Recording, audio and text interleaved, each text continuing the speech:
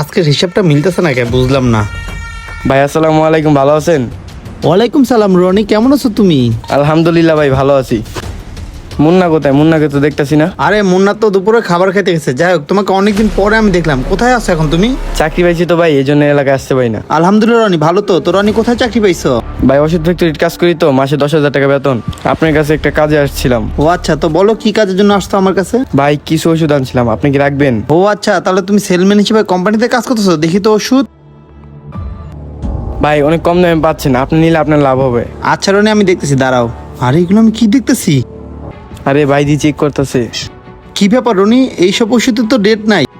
ভাই ডেট দিয়ে কি করেন? আপনি 20,000 টাকার ওষুধ 5,000 টাকা পাচ্ছেন। পাবলিক তো এইসব ডেট বুঝে না।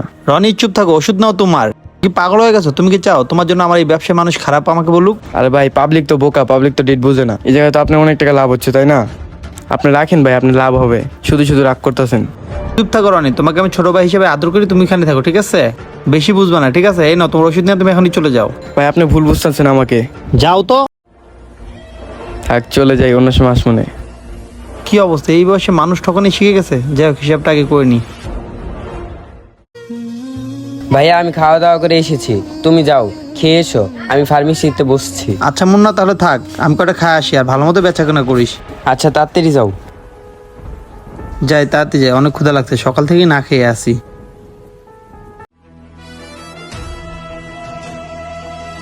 কিরে মুন্না বন্ধু, ভালো আছো? কি রে রনি, তুই এতদিন পর কইতে এলি? আরে বন্ধু চাকরি পেয়েছি, এই জন্য তুই আমাকে দেখাস না। কিরে বেড়া, চাকরি পাইলি, মিষ্টি খাওয়ালি না তো হঠাৎ করে এলাকায় এলি?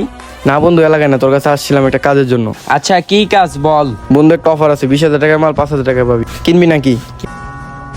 কি কস, সত্যি নাকি? 20,000 টাকার মাল 5,000 টাকা? এটা তো বেচলে আমার 15,000 টাকা লাভ হইব। হ বন্ধু, 15,000 টাকা লাভ করবি, রেখে দে।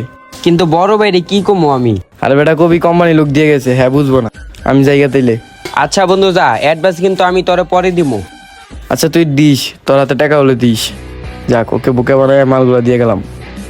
মালটা ভিতরে সাইড করে রাখা দিই, এটা বিক্রি করলে 15,000 টাকা লাভ হবে। কি কি মাল রাখবো এটি অর্ডারটি লিখে রাখি।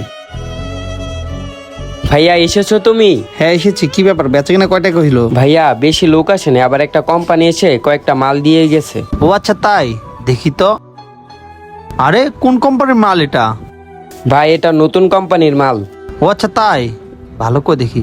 আচ্ছা মুন্না, সত্যি করে বলতো ভাই, তুই কি আমার কাছে কিছু লুকাচ্ছিস? না তো ভাইয়া, কেন? দেখ ভাই, মিথ্যা তো বলবি না, এটা তোর বন্ধু রনি দিয়ে গেছে না? আচ্ছা ভাই তুমি কি করে জানলা এটা যে আমার বন্ধু রনি দিয়ে গেছে? এই মালটাই রনি আমার কাছে কিছু আগে নিয়ে আসছিল। এটা ডেট ফেল মাল। ও আমাকে বলছিল 5,000 টাকা দিতে, আর এটা 20,000 টাকার মতো বিক্রি হবে। তাহলে 15,000 টাকা আমাদের লাভ হবে। আর এই মালটা বিক্রি করলে অনেক মানুষের ক্ষতি হবে, তুই কি জানিস?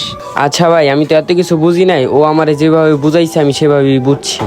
আমারে বুঝাইছো এটা নিলে 15,000 টাকা লাভ হবে, এই জন্য আমি নিয়ে রাখছি। শোন ভাই, শুধু লাভ দেখলে হবে না, আমাদের লাভের কারণে যে জনগণের ক্ষতি হবে এটা আমরা কখনো চাইবো না। কারণ এই ফার্মেসিটা আমাদের বাবাও চালাইছে, তুই কি ভুলে গেছিস? এবং কি এই ফার্মেসিটা আমাদের বাবা মারা যাওয়ার সময় আমাদের হাতে বুঝাই দিয়ে গেছে। আমরা কখনো দুই ভাই এমন কোনো কাজ করবো না যে এই ফার্মেসির বদনাম হোক এবং কি আমাদের বাবার কোনো বদনাম হোক। আর মাত্র কিছু টাকা লাভের জন্য আমরা কখনো কোন মানুষের ক্ষতি করতে চাইবো না, তাই না?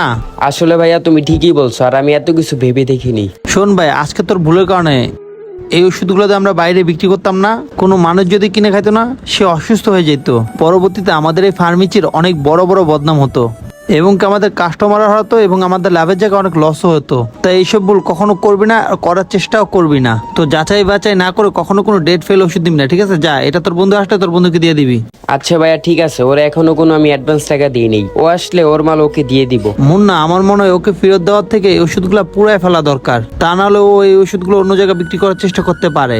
ভাই ঠিকই বলছো, এখনই আমি এই মালগুলো পুড়িয়ে ফেলতেছি। ঠিক আছে যা। আচ্ছা ভাই এখনই যাইতেছি। বন্ধুরা, ডাক্তারি ফার্মেসি হলো একটা বিশ্বাসের বন্ধন।